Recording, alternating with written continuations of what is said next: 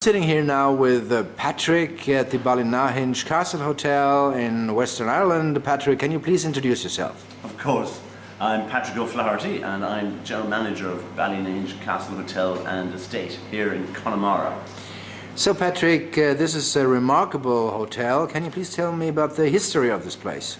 Of course, I mean, the history could go on a long time. It's a very, very big history. But briefly, Ballynahinch is the English way of saying Ballynahinch, which means dwelling on the island, and that refers to the O'Flaherty Castle from the 16th century, which is here on the estate. The more modern history is when the Crown took those lands from the O'Flahertys and gave them to the Martin family, and they built this house in about 1750. And Richard Martin was a Member of Parliament for Galway in Westminster in London. So they were here right through to about the 1870s, during which time he introduced the law protecting animals' rights and founded the RSPCA. He was a very colourful guy. Another family took over the property then in about the 1870s, and they added to the building. They put another floor on, they built the walled garden, the classic Victorian approach, and they were here. They were the Berridges, and they were with us until about the 1920s, when the most colourful character arrived, the Maharaja Ranjit Singh, the Maharaja of Jamnagar in the Gujarat province, and he was a world famous cricketer and ruler of his principality in India, and he loved fly fishing, and that's why he came. He opened the house in May, closed it in October, and he spent the last 10 years of his life visiting here and put his nieces in school here in Connemara as well.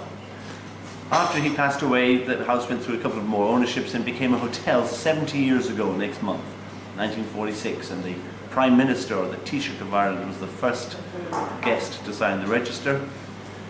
It became the property of an American company in the late 50s, and it stayed so right through to 2014, this year, when it changed hands again and is now back in Irish ownership, when an Irish couple, Catherine and Dennis O'Brien, purchased the property, and since that time have invested heavily in it, in fact, and done some spectacular upgrades and refurbishments of all the facilities.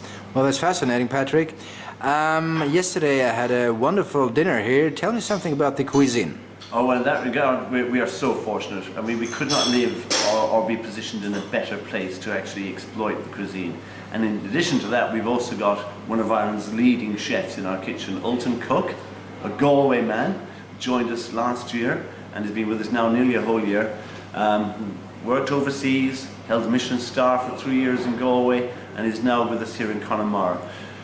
We really like to explore and exploit the larder of Connemara.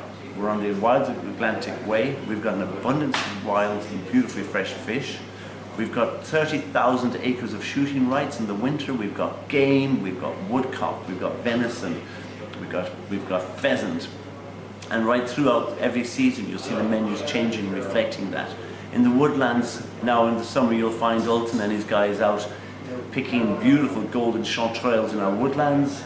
He's already been out harvesting all the wild garlic.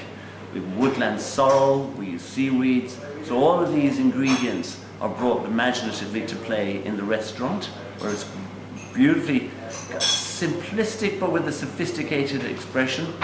And then in our pub we've got a magnificently robust, convivial sort of setting where you're going to enjoy hearty country dishes. Perhaps even, as we saw this morning, a nice piece of wild salmon caught by one of our guests. Okay. We also, of course, keep a boat on Roundstone Pier on the sea, and our guests come back with lobsters, which we cook for their dinner. So it's all about accessing that which is around us and being true to it. Well, that's great, Patrick, and thank you very much. My pleasure.